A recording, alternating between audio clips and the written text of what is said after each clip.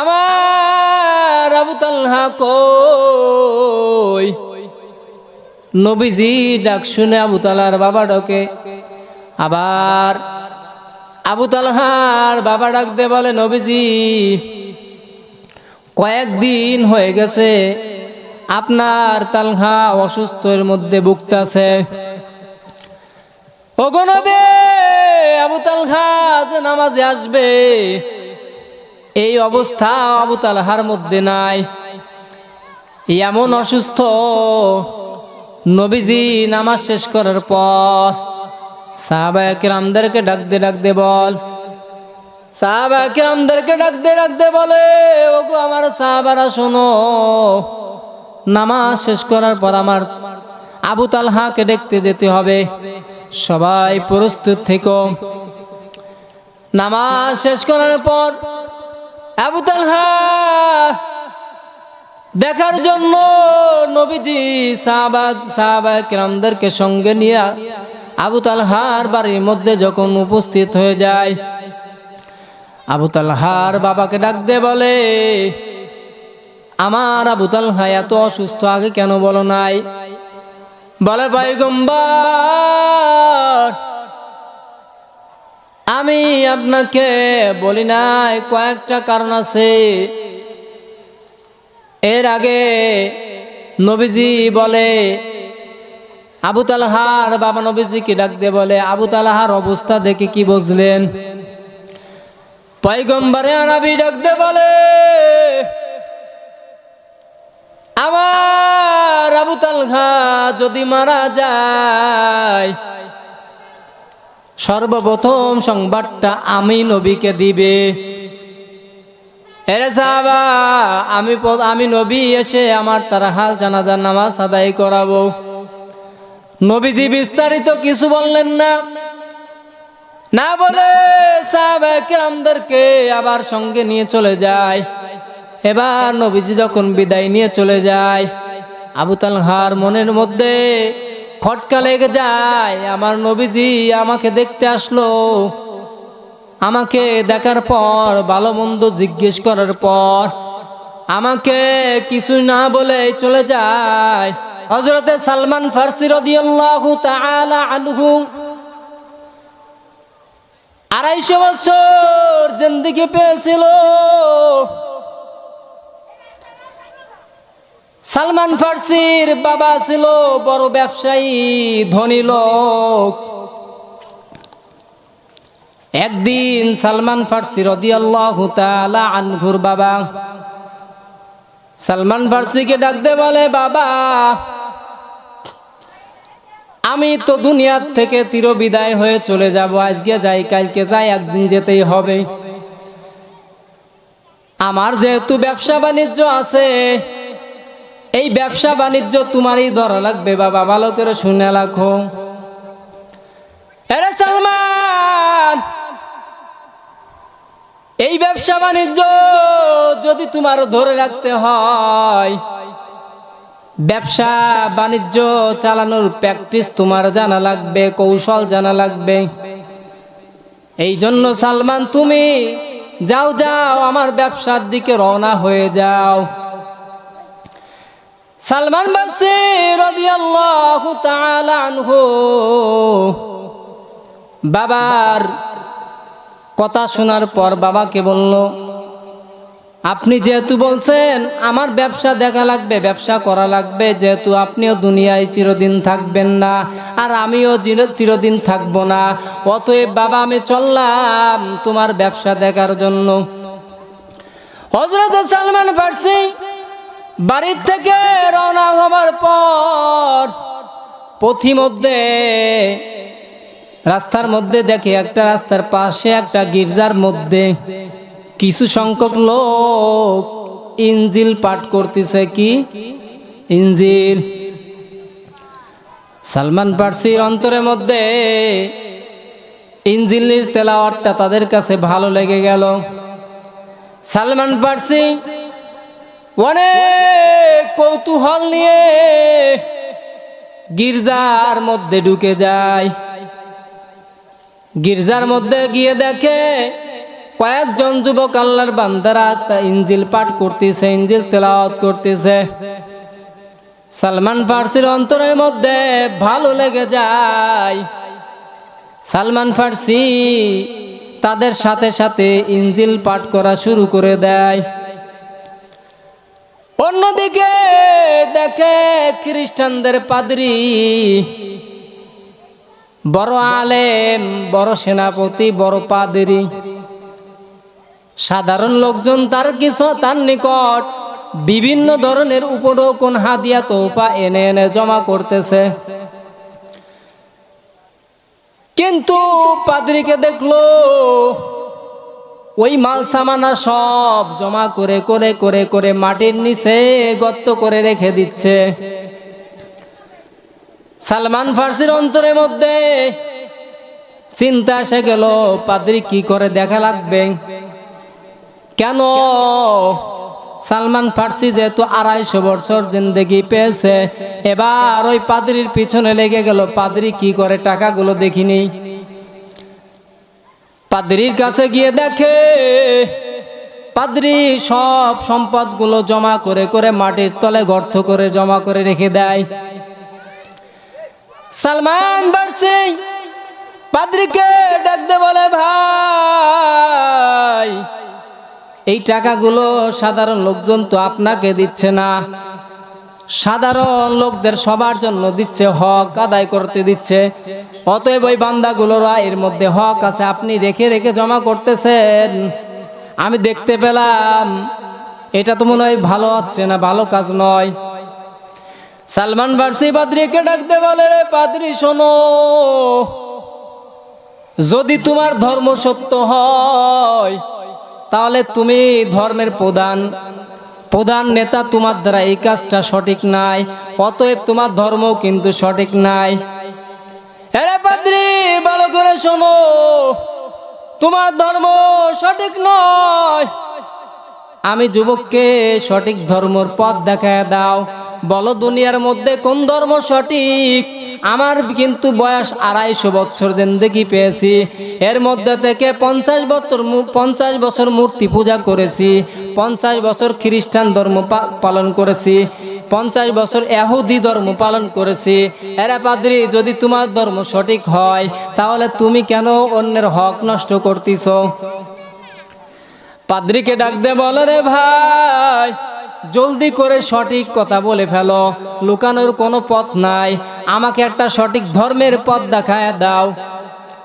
এবার পাদ্রী চিন্তায় পড়ে যায়, কোথা থেকে এলো যুবক, কি প্রশ্ন করে বসলো। আজীবন আমাকে কেউ এইরকম প্রশ্ন করে নাই, আর এই রকম প্রশ্নের সম্মুখীন আমারও হতে হয় নাই। এবার এই যুবক কোত্থেকে আসলো, কিভাবে কি প্রশ্ন শুরু করে দিল। আশপাশে তাকাইয়া পাদ্রী ডাক দিয়ে বলে, হে যুবক, ভালো করে শুনে নাও, তবে আমি যে কথাটা বলবো কাউকে বলতে পারবে না। এরে যুবক, তুমি যদি আমি যে কথাটা বলবো এইটা বলো, তাহলে খ্রিস্টান ধর্মের লোকজন আমাকে জিন্দা কবর দিয়ে দেবে। সালমান ফার্সি তো অবাক, আমি যেটা ধারণা করছি সেটাই, এই ধর্ম কিনা সঠিক নয়। তবে পাদ্রী বলল, রে সালমান ফার্সি, তোমার বাড়ি রোম পারস্যে, আমি এমন এক ব্যক্তির কথা বলবো, এমন এক ধর্মের কথা বলবো, সেটা হলো খেজুর বৃক্ষের দেশ, মরুভূমির দেশ, যার নাম হলো মুহাম্মদ ইবনে আব্দুল্লাহ। এরে সালমান, সৌদি আরবের মক্কা শরীফের মধ্যে তুমি যদি যাও, যাই দেখবা এখানে একজন ব্যক্তির আবির্ভাব হয়েছে শেষ নবী হিসাবে, যার পরে কোনো নবী নাই, যার নাম হলো মুহাম্মদ ইবনে আব্দুল্লাহ। তবে সালমান ফার্সি, তবে একটা কথা মনে রেখো, আমি যে এই কথাটা তোমাকে বলছি তুমি কাউকে বলবে না, যদি বলো আমার কিন্তু আজই শেষ। সঙ্গে সঙ্গে আরো 2টা কথা বললো, পাদ্রী বলে ভাই তুমি গিয়েই লোক বুঝলেই তুমি লোক দেখলেই তাকে মানবা না, তবে সঠিক ধর্মের লোক এর মধ্যে 3টা সিফাত থাকা লাগবে। কয়টা? 3টা। 1 নাম্বার হলো দেখবা ওই ব্যক্তি সদকার মাল ভক্ষণ করে কিনা। 2 নাম্বার দেখবা হাদিয়া তওবা দিলে হাদিয়া তওবা গ্রহণ করে কিনা। 3 নাম্বার দেখবা যার ডান বাহুর মধ্যে একটা নবুয়তের সিল থাকবে।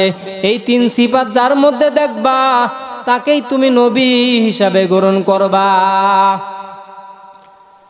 এরে সালমান, এই 3টা গুণ যার মধ্যে দেখবা তাকেই তুমি নবী হিসাবে গ্রহণ করবা। পাদ্রীর এই কথা শোনার পর সালমান ফার্সি দৌড়ায় বাড়ি চলে যায়। যাবার পর মা বাবাকে ডাকতে বলে, ও মা আমাকে আপনাদের বিদায় দিতে হবে। বলে কোথায় যাবা? বলে আমি এমন দেশে যাব যেখানে আর কোনোদিন ফিরে আসবো না। মা বাবা ডাকতে বলে, সন্তান এতদিন হয়ে গেল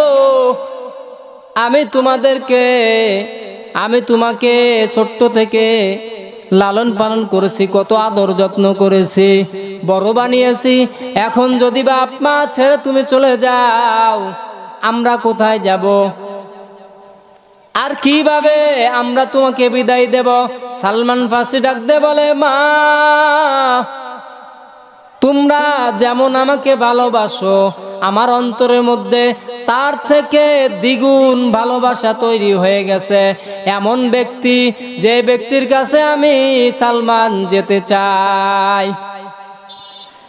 সালমান ফার্সি মা বাবার থেকে বিদায় নিয়ে পাদ্রীর কথা অনুযায়ী চলে যায় সিরিয়ার দামস্ক নামক এলাকার দামস্ক। পাদ্রী ডাকতে বলে, তুমি ডাইরেক্ট মক্কা শহরে যাইতে পারবা না, তাহলে কিভাবে যাইবা? তুমি সিরিয়ায় যাইবা। সিরিয়ায় দেখবা বণিকরা অনেক সৌদি আরব থেকে ব্যবসায়ীরা আসে ব্যবসার সময়। এখন ব্যবসার সিজন, ব্যবসা করতে অনেক সৌদি আরবই আসবে। তাদের সাথে কন্ট্যাক্ট করে তুমি সৌদি আরবে যেতে পারবা। ঠিক সেই কথা সেইভাবে মেনে তারা ওই সিরিয়ায় চলে যায়। সালমান ফার্সি সিরিয়ায় যাবার পর পরীক্ষা শুরু হয়ে যায়। সালমান ফার্সিরে দেখার পর এক যুবক দৌড়ায় আসে, এসে ডাকতে বলে, ভাই তুমি কোথায় যাবা? বলে আমি সৌদি আরব যাব। বলে কার কাছে যাবা? বলে আমি মুহাম্মাদের কাছে যাব। বলে কি জন্য যাবা? বলে আমি শুনছি তিনি হলো সত্য ধর্মের প্রতীক এবং তিনি হলো শেষ নবী, যার পরে পরে কোনো নবী আর আসবে না। এরে ভাই, এমন ব্যক্তির কাছে হাতে ধরা পড়ে গেছে। ব্যক্তি ডাকতে বলে, আমাদের ব্যবসা বাণিজ্য লাগবে না, আমরা পেয়ে গেছি এক ব্যক্তিকে যাকে অধিক টাকায় বিক্রি করতে পারবো। বলে কিভাবে? বলে আমাদের যে শত্রু মুহাম্মদ তো আমাদের চরম শত্রু, আর আমাদের কাছে আসছে এমন ব্যক্তি যে মুহাম্মাদের কাছেই যেতে চায়। অতএব ওই ব্যক্তি চায় সৌদি আরবে যেতে চায়। নেতা ডাকতে বলে, ওকে যেভাবে হোক বুঝায়, যেভাবে হোক ওকে নেওয়া লাগবে, কারণ ওকে নেব, নেওয়ার পর বড় গোলাম হিসাবে ওকে বিক্রি করে দিব। সালমান ফার্সি ডাকতে বলে, এরে ভাই যত টাকা লাগে যা লাগে আমি সব দিব, তারপরও আমি সৌদি আরব যেতে চাই। বলে যদি তুমি সৌদি যেতে চাও সমস্যা নাই, আমাদের এত টাকা দিতে হবে। বলে আমি বড়লোক ব্যবসায়ীর সন্তান, আমার কিছু চাই না, আমার যা দেয়ার দেব, তারপরেও রাসূলের দরবারে আমার যাওয়াই লাগবে। সব কথা না কাজ কন্ট্যাক্ট হয়ে গেল। ওই ইহুদিদের সাথে সালমান ফার্সি রওনা করলো সৌদি আরবের দিকে। সৌদি আরবে আসার পর এমন এক ব্যক্তির কাছে সালমান ফার্সিকে বিক্রি করে দেয়। সালমান ফার্সিকে বিক্রি করার পর সালমান ফার্সি সেখানে যায় বকরি চড়ানো শুরু করে দেয়। বকরি চড়ায়, দিনের বেলায় বকরি চড়ায়, আর রাত্রে বেলায় নবীজির খোঁজে খোঁজে বের হয়ে যায়।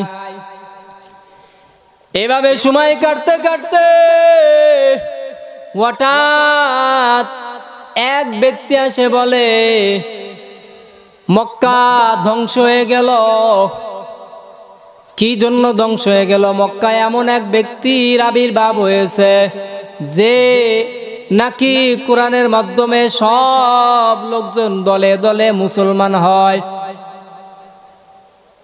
ঠিক তখনই হযরতে সালমান ফারসি কাজ করতেছিল, কাজের মধ্যে যখন এই আওয়াজটা শুনতে পায় যে মক্কায় এমন ব্যক্তির আবির্ভাব হয়েছে যে ব্যক্তির কথাই নাকি দলে দলে মুসলমান হয়, এই ব্যক্তি হতে পারে আমার নবী, আর এই ব্যক্তির কাছেই আমার যাওয়া লাগবে। অতএব ডাক দে বলে, ভাই যেভাবে হোক এই ব্যক্তির আমাকে পরিচয় দাও, কোথায় পাওয়া যাবে? বলে, এরা যুবক, তুমি হলো গোলাম, তুমি হলো আমার কর্মচারী, আমি যা বলবো সেটা, তুমি চাইলেই যাইতে পারবা না। এই কথা শোনার পর বলে, তুমি যা চাও আমি তাই দেব, তারপর আমাকে যেতেই দিতে হবে। এরপর সালমান ফারসি এই কথা বারবার যখন আকুতি মিনতি করে বলতেই থাকলো, সালমান ফারসির মুনিবে সালমান ফারসির মুখের মধ্যে চর মেরে দেয়।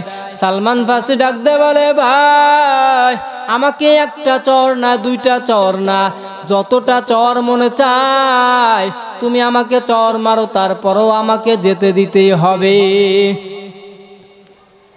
এক পর্যায়ে নাসরবান্দা সালমান ফারসির কথা শোনার পর মুনিব ডাক দে বলে, এ বান্দা তো ছাড়বেই না, একে সংবাদটা দিয়েই দাও কোথায় আছে, কোথায় গেলে পাবে। তখন মুনিবে লোকজন ডাক দে সালমান ফারসিকে বলে দেয়, আরে ভাই ওই লোককে তুমি পাইবা মদিনার পাহাড়ে, আবু হুবাইব পাহাড়ের মধ্যে, তুমি পাহাড়ের কর্নারে গিয়ে তুমি দেখবা এক লোক ব্যক্তি বসে আছে। আবু হুবাইব পাহাড়ে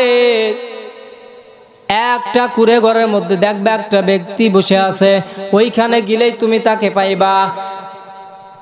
সালমান ফারসি রাদিয়াল্লাহু তাআলা আনহু যাই দেখে আল্লাহর বান্দা নবীজির চেহারাটা দেখা মাত্রই তার অন্তরের মধ্যে ভালোবাসা তৈরি হয়ে যায়। সালমান ফারসি নবীজি রওজা মুবারকে সালাম জানায় এবং শুকরিয়া আদায় করে নেয় যে এতদিন আমি যত কষ্ট করেছি, এরা নবীর চেহারাটা দেখা মাত্র এই সব কষ্ট আমার অন্তর থেকে দূর হয়ে গেছে। এরা যুবক ভাই, অন্তরের মধ্যে নবীর ভালোবাসা তৈরি সৃষ্টি করতে হবে। যদি নবীর ভালোবাসা তোমার অন্তরের মধ্যে ফিট হয়ে যায়, তোমার লেবাসের মধ্যে ফিট হয়ে যায়, তোমার বডির মধ্যে ফিট হয়ে যায়, তাহলেই তো তোমার অন্তরের মধ্যে আল্লাহর ভালোবাসা তৈরি হবে। ছোট্ট বাচ্চা আবু তালহা মদিনার মসজিদের মধ্যে প্রতিদিন বাবার হাতখানা ধরে ধরে নামাজের মধ্যে আসতো, প্রতিটা দিন নামাজের মধ্যে আসতো, নবীজির পিছনে নামাজ আদায় করত। এক পর্যায়ে নবীজি আবু তালহার প্রতি এমন ভালোবাসা তৈরি হয়ে যায়, মক্কার সকল লোকে ওই ছোট্ট মাসুম বাচ্চাটাকে ভালোবাসতে শুরু করে দেয়। হঠাৎ একদিন আবু তালহার বাবা নামাজে আসছে, আবু তালহা আসে নাই। আবু তালহার বাবাকে ডাকতে বলে, আমার আবু তালহা কই? নবীজি ডাক শুনে আবু তালহার বাবা ডাকে। আবার আবু তালহার বাবা ডাক দিয়ে বলে, নবীজি কয়েকদিন হয়ে গেছে আপনার তালহা অসুস্থের মধ্যে ভুগতাছে। ওগো নবী, আবু তালহা যে নামাজে আসবে এই অবস্থা আবু তালহার মধ্যে নাই, এমন অসুস্থ। নবীজি নামাজ শেষ করার পর সাহাবায়ে কেরামদেরকে ডাক দে বল, সাহাবায়ে কেরামদেরকে ডাক দে বলে, ওগো আমার সাহাবারা শোনো, নামাজ শেষ করার পর আমার আবু তালহাকে দেখতে যেতে হবে, সবাই প্রস্তুত থেকো। নামাজ শেষ করার পর আবু তালহা দেখার জন্য নবীজি সাহাবায়ে কেরামদেরকে সঙ্গে নিয়ে আবু তালহার বাড়ির মধ্যে যখন উপস্থিত হয়ে যায়, আবু তালহার বাবাকে ডাক দিয়ে বলে, আমার আবু তালহা এত অসুস্থ, আগে কেন বলো নাই? বলে, পয়গম্বর আমি আপনাকে বলি নাই, কয়েকটা কারণ আছে। এর আগে নবীজি বলে, আবু তালহার বাবা নবীজিকে ডাক দিয়ে বলে, আবু তালহার অবস্থা দেখে কি বুঝলেন? পয়গম্বরে আরবি ডাক দিয়ে বলে, আমার আবু তালহা যদি মারা যায় সর্বপ্রথম সংবাদটা আমি নবীকে দিবে। এরে সাহাবা, আমি নবী এসে আমার তার হাল জানাজার নামাজ আদায় করাবো। নবীজি বিস্তারিত কিছু বললেন না বলে সাহাবায়ে কেরামদেরকে আবার সঙ্গে নিয়ে চলে যায়। এবার নবীজি যখন বিদায় নিয়ে চলে যায়, আবু তালহার মনের মধ্যে খটকা লেগে যায়, আমার নবীজি আমাকে দেখতে আসলো, আমাকে দেখার পর ভালো মন্দ জিজ্ঞেস করার পর আমাকে কিছু না বলে চলে যায়। আবু তালহা বাবাকে ডাক দিয়ে বলে, ওগো বাবা, আমার নবীজি আমার সম্পর্কে কি বলে গেছে? আবু তালহার বাবা ডাক দিয়ে বলে, সন্তান, নবীজি একটা কথাই বলে গেছে যে আমার তালহা যদি দুনিয়া থেকে বিদায় হয়ে যায় আমি নবীকে সংবাদটা আগে দেবে। এবার তালহার অন্তরের মধ্যে আর বুঝতে বাকি নাই, আমি হয়তো দুনিয়াতে আর বেশি দিন বাঁচব না। বলে, কেন বাঁচবে না? বলে, আমার নবী যেটাই বলে এটাই সত্য, হয়তোবা আমি বেশি দিন বাঁচব না, তাই আমার নবী অগ্রিম সংবাদ দিয়ে গেছে যদি আমি মারা যাই আমার জানাজার নবীজি পড়াবেন, নবীজিকে সংবাদ দেওয়ার জন্য। তবে বাবা শোনো, আমি যদি মারা যাই আমার সংবাদটা আমার নবীকে জানাইবে না। বাবা ডাক দে বলে, রে কেন? সন্তান ডাক দে বলে, শোনো, ভালো করে শোনো, আমার নবীর শত্রুর অভাব নাই। আমি যদি মারা যাই আমার সংবাদ শুনে নবীজি রাত্রে বেলায় আসবে, আর নবীজির ঘরের আশেপাশের প্রতিবেশী হলো নবীজির শত্রু ইহুদিরা।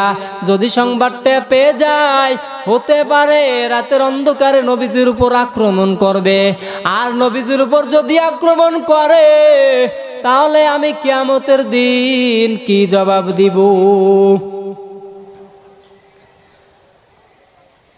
অনেকদিন পর তালহার বাবা নামাজের মধ্যে আবার হাজির হয়ে গেছে, তবে তালহা আর আসে নাই।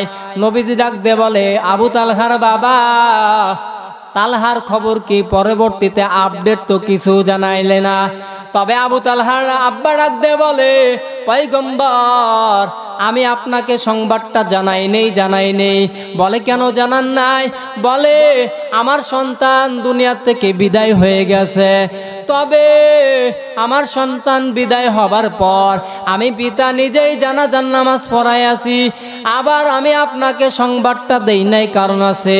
বলে কি কারণ?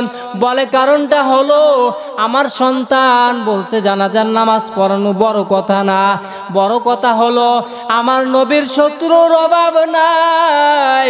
যদি আমার নবীর নামাজ পড়াইতে আসতে পথে যদি কোনো ক্ষতি হয়, কিয়ামতের দিন আমি ধরা খেয়ে যাব। এই জন্য আমার ওসিয়াত হলো আমার নবীকে সংবাদটা দিবে না। নবীজি ডাকতে বলে, রে আবু তালহার বাবা, আমি তো ওয়াদা করেছিলাম আমি আমার তালহার জানাজা পড়াইব, তবে যেহেতু পড়াইতে পারি নাই, রে সাহাবায়ে কেরাম শোনো, নামাজ শেষেই আমরা আবু তালহার কবরের মধ্যে যাব, কবরের কাছে গিয়ে কবর জিয়ারত করব। পয়গম্বর নামাজের পর সকল সাহাবায়ে কেরামদেরকে নিয়ে যখন কবরস্থানে হাজির হয়ে যায়, আল্লাহ তাআলাকে ডাকতে বলে, আল্লাহ, আমার আবু তালহাকে আমি জানাজা পড়াইতে পারি নাই, আয় আল্লাহ কুদরতি চক্ষু দিয়ে আমাকে দেখায়া দেন। আয় আল্লাহ, আমার আবু তালহা আমার কবরের মধ্যে কি আছে, কোন অবস্থায় আছে, আয় আল্লাহ আপনি আমাকে দেখায়া দেন। আয় আল্লাহ আপনি আমার দোয়া কবুল করেন। আল্লাহর রসুলের কথা না দলিল, আল্লাহ রসুল যখন আল্লাহ তাআলার কাছে বললেন, আল্লাহ তাআলা পয়গম্বরকে কুদরতি নজর দ্বারা দেখায় দিলেন আবু তালহা কবরের মধ্যে। আবু তালহা কবরের মধ্যে হাসি তামাশা করতেছে, আনন্দ করতেছে। আল্লাহ রসুল এই অবস্থা দেখে আল্লাহ রসুল কান্না অবস্থায় মাঝখানে মুস্কি হাসি দেয়। এবার সাহাবায়ে কেরাম দেখলো হঠাৎ নবীজির চক্ষু দিয়ে পানি নাই। কেন পানি নাই? সাহাবায়ে কেরাম যখন দেখার পর নবীজিকে ডাক দিয়ে বলে, পয়গম্বর আমরা দেখলাম আপনি কান্না করতেছেন, হঠাৎ দেখি আপনার চোখে পানি নাই, দেখলাম মুস্কি হাসি দিছেন। পয়গম্বর ডাক দিয়ে বলে, সাহাবা ভালো করে শোনো, যখন আমি বললাম আল্লাহ তাআলাকে, আল্লাহ আমি আবু তালহাকে দেখতে চাই, আল্লাহ তাআলা আমাকে কুদরতি নজর দ্বারা দেখা দিলেন আমার আবু তালহা জান্নাতের মধ্যে হাসি তামাশা করতেছে। সুবহানাল্লাহ। কিসের কারণে বলতে পারেন? নবীজির ভালোবাসা। কেমন ভালোবাসা? আমাদের মতন ভালোবাসা। যদি ভালোবাসা থাকতো আজকে মাহফিলে লোকজন ধরতো না, ধরতো? যদি ভালোবাসা থাকতো এত মাহফিল, এত বয়ান, এরপরেও মানুষের হিদায়াত হয় না। কেন হয় না? নবীর ভালোবাসা নাই, থাকলেও উপরে উপরে, ভিতর দে নাই। যদি থাকতো তাহলে কি প্রত্যেকটা পরিবার থেকে একটা সন্তান নবীজির রাস্তায় থাকতো? আছে? নাই। মাদ্রাসা আছে, ছাত্র নাই। আছে? মাদ্রাসা আছে, মাদ্রাসার ঘর নাই, নাই। আমরা আমাদের পরিবার, ফ্যামিলি নিয়ে ব্যস্ত। যদি নবীজির প্রতি ভালোবাসা থাকতো, আমাদের এইরকম দ্বীনি প্রতিষ্ঠানগুলো এইরকম অকাজে হয়ে থাকতো না। থাকতো না। একবার মক্কা শরীফের মধ্যে দুর্ভিক্ষ শুরু হয়ে যায়। কেমন দুর্ভিক্ষ? পয়গম্বরে আরবি সাল্লাল্লাহু আলাইহি ওয়াসাল্লাম সাহাবায়ে কেরামদেরকে খাবার দিবেন এমনও কোনো ব্যবস্থা ছিল না। অনেক এতিম সাহাবীর সন্তানাদিও ছিল, তাদেরকে খাবার দিবে এমন অ্যাবিলিটিও ছিল না। কোনো ব্যবস্থা নাই, দুর্ভিক্ষ। পয়গম্বর চিন্তায় পড়ে যায়, কিভাবে খাবারের ব্যবস্থা করে যায়। টাকারও কোনো ব্যবস্থা নাই, খাবারও কোনো ব্যবস্থা নাই। তবে ঈমানি পরীক্ষা আল্লাহ তাআলা দিবেন, এই জন্য দুর্ভিক্ষ দিয়েছেন। দুর্ভিক্ষে পড়া মাত্রই রাসূল করিম সাল্লাল্লাহু আলাইহি ওয়াসাল্লাম তৎকালীন ইহুদিদের বড় নেতা, বড় আলেম যায়েদ নামক এক ব্যক্তি তার কাছে গিয়ে বলে, ভাই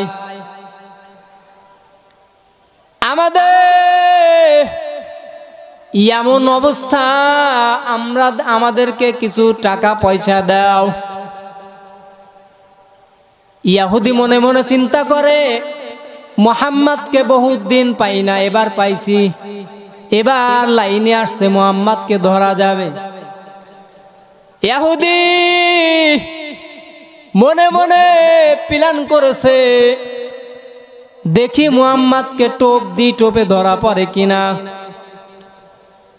পয়গম্বর যখন যায়েদের কাছে গিয়ে বলে, ভাই আমাদেরকে কিছু টাকা ধার দেন, কিছু দিনের জন্য ধার দেন। যায়েদ বলল, সুযোগ সুবিধা কোনোদিন এরকম আসবে না, এবার কাজে লাগাইতে হবে। কিভাবে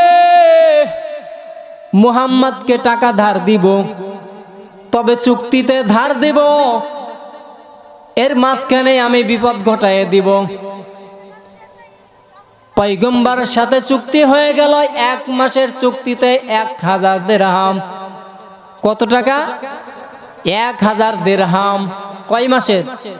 1 মাসের চুক্তি। পয়গম্বর 2-3 দিন পরেই সাহাবায়ে কেরামের একটা দল নিয়ে বের হয়ে গেছেন। প্রতিমধ্যে ইহুদি জাহেদ তাদের দল বল নিয়ে হাজির হয়ে গেছে। মুহাম্মদকে ব্যারিকেড দিয়ে দাঁড়াও। বলে, মুহাম্মদ তুমি কোথায় যাও? বলে, আমি একটা দ্বীনি মজলিসে যাচ্ছি, দ্বীনি কাজে বের হয়েছি। বলে, মুহাম্মদ তুমি যে আমার কাছ থেকে টাকা ধার নিছো, এই টাকাটা আমাকে দিতে হবে। পয়গম্বর ডাক দে বলে, এরে যায়েদ, আমি তোমার থেকে টাকা নিছি 2-3 দিন পরে দেওয়ার জন্য না। বলে, কয়দিন পর? বলে, আমি 1 মাসের চুক্তিতে তোমার কাছ থেকে 1000 দিরহাম নিছি। 2 দিন নাই যেতে যেতে তুমি আমার কাছে টাকা চাচ্ছ, আমি তোমাকে টাকা দিতে পারবো না। যায়েদ ডাক দে বলে, মুহাম্মদ এখন যদি টাকা না দাও বিপদ হতে পারে। এরে পয়গম্বর, যদি টাকা না দাও তোমার সাহাবায়ে কেরামের সামনেই অপমানিত হতে হবে। পয়গম্বর কয়েকবার ডাক দে বলে, যায়েদ আমার সাহাবায়ে কেরামের সামনে আমাকে অপমান করো না। আমার তো ওয়াদা ছিল 1 মাসের চুক্তি, এর আগে তুমি চাচ্ছ কেন? দিতে পারবো না। এই দলের এদিকে যায়েদ বলে, সামনে কিন্তু যাইতে দেব না। পয়গম্বর ডাক দে বলে, যায়েদ আমার কাছে তো এখন টাকা নাই, কিভাবে দেব বলো যায়েদ? যায়েদ বলে, যদি আপনি এখন টাকা না দেন, একটা লাইন আমি করতে পারি, সেটা হলো কি 1000 দিরহামের বদৌলতে আপনাকে 10 মণ খেজুর দিতে হবে। কয় মণ? 10 মণ খেজুর দিতে হবে। তবে কাঁচা খেজুর না, কি খেজুর? পাকা খেজুর দিতে হবে। হযরত ওমর ডাক দে বলে, পয়গম্বর ওর 10 মণ না, যত খেজুর লাগে আমি দিব, বলে তুমি এখন খেজুর কোথায় পাবা? বলে আমি গত রাত্রে আমি খেজুর পেরে রেখে আসছি গোডাউনের মধ্যে। পয়গম্বর জায়েদকে আমার সাথে দিয়ে দেন, আমি 10 মণ না আরো বেশি দেব। নবীজি ডাক দে বলে উমর তুমি 10 মণই তাকে দিবা, তবে সঙ্গে 1 মণ বেশি দেবা। বলে কেন দেব? বলে উমর সে তো 10 মণ চাইছে, আর 1 মণ বেশি হলো এই কারণে যে আমাকে জায়েদ মাটিতে ফেলার বদৌলতে তুমি যে ছুরি ধরলা, এই ছুরি ধরার অধিকারে এই ছুরি ধরার জরিমানা হিসেবে 1 মণ বেশি। হযরত উমর কথা না দলিল, কথা সংক্ষেপে বলে দি, লম্বা ঘটনার সময় শেষ। হযরত উমর ডাক দে বলে পয়গম্বর জায়েদকে আমার সাথে সাথে দিয়ে দেন। জায়েদকে সঙ্গে নিয়ে গোডাউনে যাওয়ার পর 10 মণ দিয়ে দিলেন। এবার দেওয়ার পর জায়েদকে বলে ডাক দে বলে ওমর আমার লেনদেন শেষ, এবার আমি যাই। তবে যাওয়ার পর একটা কথা বলতে চাই, এরা উমর তুমি যে 10 মণ খেজুর দিলা, আমি কিন্তু খেজুর চাই নাই। খেজুর কি জন্য চাইছি? এরা উমর আমি পয়গম্বরকে পরীক্ষা করলাম, পয়গম্বরের দিন কেমন সত্য, ইসলাম কেমন সত্য, নবীজির ধর্ম কেমন সত্য, আমি নবীজিকে পরীক্ষা করেছি। এরা উমর আমার খেজুরের দরকার নাই, আমার 10 মণ না 20 মণ খেজুরও দরকার নাই। ওমর ডাক দে বলে ভাই চলো আর সময় দেরি করা যাবে না। এবার জায়েদকে সঙ্গে নিয়ে হযরত ওমর নবীজির দরবারে হাজির হয়ে যায়। নবীজির দরবারে হাজির হওয়ার পর নবীজি যখন জায়েদ এবং উমরকে হাত ধরা অবস্থা দেখতে পায়, নবীজি ডাক দে বলে উমর তোমার জায়েদের সাথে কি কথা হলো?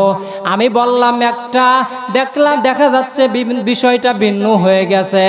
উমর ডাক দে বলে পয়গম্বর জায়েদ বুঝতে পারে নাই, জায়েদ আপনার ভুল বুঝতে পারে নাই। পয়গম্বর জায়েদ আপনার দিন সত্য বিশ্বাস করে। পয়গম্বর আপনি যে সত্য নবী, জায়েদের অন্তরের মধ্যে ফিট হয়ে গেছে।